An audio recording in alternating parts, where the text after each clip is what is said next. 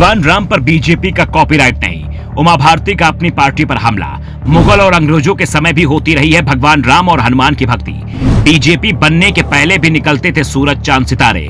भ्रमजाल से बाहर निकले भाजपा, आंख खोल कर देखे हकीकत। उमा भारती बीजेपी से नाराज है, ये तो 2 साल से ही दिखाई दे रहा था। वो लंबे समय से मध्य प्रदेश के शिवराज सरकार के खिलाफ ही प्रदर्शन करती दिखाई दे रही हैं। खासतौर पर बीजेपी सरकार की शराब नीति को लेकर उमा भारती का गुस्सा कई बार देखा गया है, लेकिन अब उमा भारती ने बीजेपी की विचारधारा पर ही सवाल खड़े कर दिए हैं। अब तो उमा भारती ने बीजेपी की राम भक्ति पर ही सवाल उठा दिए हैं। उमा ने दावा किया कि अगर कोई कहता है कि हिंदुत्व पर उसका अधिकार है तो वो झूठ बोलता है। उमा ने कहा, भगवान राम और हनुमान की भक्ति पर बीजेपी का कॉपीराइट नहीं है।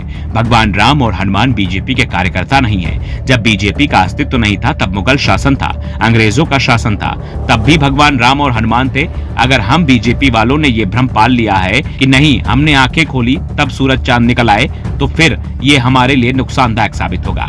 दरअसल उमा भारती इस समय प्रदेश के भ्रमण पर हैं और इस दौरान वो छिंदवाड़ा पहुंची हुई थी। छिंदवाड़ा कांग्रेस के प्रदेश अध्यक्ष और पूर्व सीएम कमलनाथ का गढ़ है। छिंदवाड़ा के सिमरिया में कमलनाथ ने हनुमान जी का मंदिर बनवाया है और उमा भारती उसी मंदिर में भगवान हनुमान के दर्शन करने के लिए पहुंची थी। इस दौरान मीडिया से चर्चा करते हुए उमा भारती ने कहा, जहां डेमोक्रेसी है, जहां लोग स्वतंत्रता पूर्व अपना प्रतिनिधि चुनते हैं, वहां कोई व्यक्ति, कोई जाति पॉलिटिकल सिस्टम का बंधक नहीं हो सकता।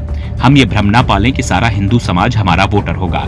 वो बीजेपी को वोट देता है, चाहे हमने मंदिर का निर्माण किया हो, फिर भी हम दावा नहीं कर सकते कि हिंदू सिर्फ बीजेपी को ही वोट देगा। हिंदू बाहुल्य राज्य हिमाचल प्रदेश में हम नहीं जीत पाए। क्या जिन लोगों में बीजेपी को वोट नहीं दिया वो हिंदू नहीं थे? वो भी हिंदू थे। जिन्होंने हमें वोट नहीं दिया, पार्टी का कार्यकर्ता और नेता मर्यादा में बंधा है, लेकिन मतदाता स्वतंत्र है।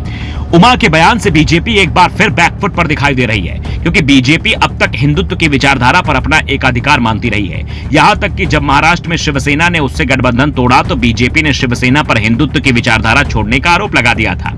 लेकिन उमा भारती ने बीजेपी को आईना दिखाते हुए साफ कर दिया है कि हिंदुत्व पर कोई भी दल दावेदारी नहीं कर सकते, खासतौर पर बीजेपी जो इस पर एकाधिकार मान बैठी है। उमा ने कुछ दिनों पहले तो यहां तक कह दिया था कि वो पार्टी के निष्ठावान कार्यकर्ता है, जिस कारण से चुनाव में पार्टी के निर्देश पर वोट मांगने जाती हैं। लेकिन लोग उनकी बातों में ना आए। वो भले ही बीजेपी को वोट देने की बात करें, लेकिन लोगों को अपना हित सोचकर वोट देना चाहिए। जरूरी नहीं बीजेपी को वोट दें, और मेरे कहने पर तो बिल्कुल भी ना दें।